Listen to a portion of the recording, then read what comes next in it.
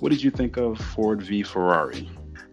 For a movie that was a lot about vroom vroom, it didn't feel very vroom vroom to me. If that makes sense.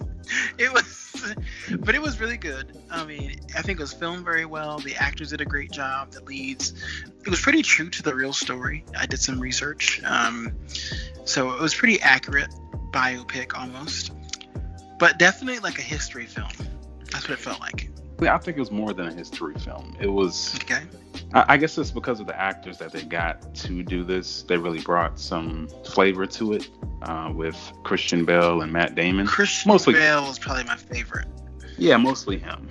He's just out of control, hothead.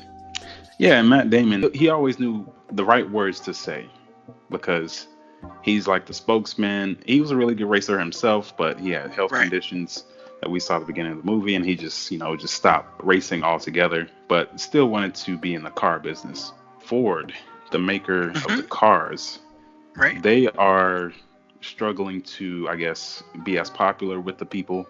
They're not looked at as a high brand of car like Ferrari, and they go to this race every single year. It's a 24-hour race where they always lose to Ferrari. They're trying to sell their company, and Ford approaches them about buying them instead of competing with them, just buy them out. But Fiat heard wind of this deal, and they were the ones who undercut Ford and bought Ferrari.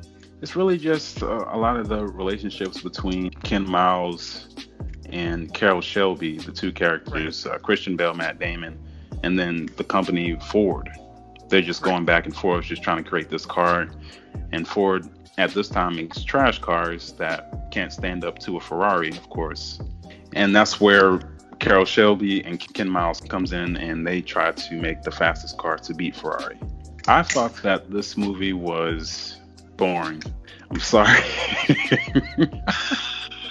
It is if you're not interested in cars in the slightest. If you're not interested in cars, it is very boring because it's about cars, a very specific time in history.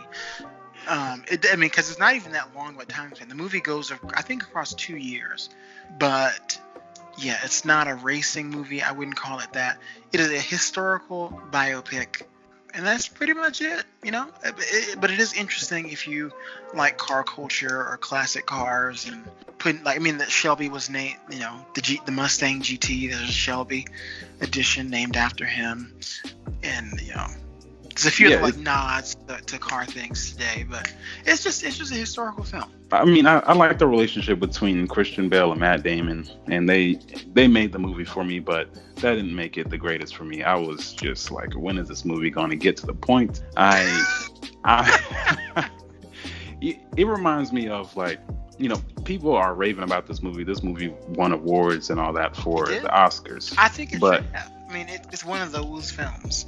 Yeah, but it reminds me of how people rave about Midnight Club, how that's one of the best racing games and all that stuff. Hold up.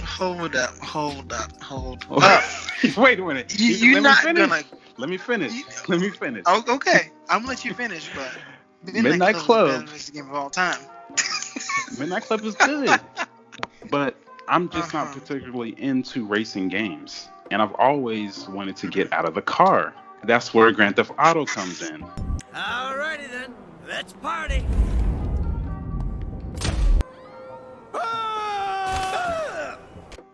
I want to do more than just race. I want to get out of the car.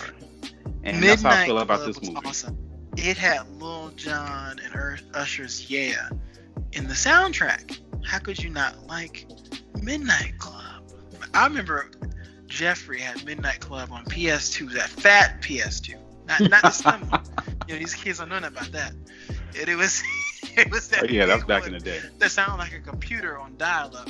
You turned it on. Whole room hot because the fan.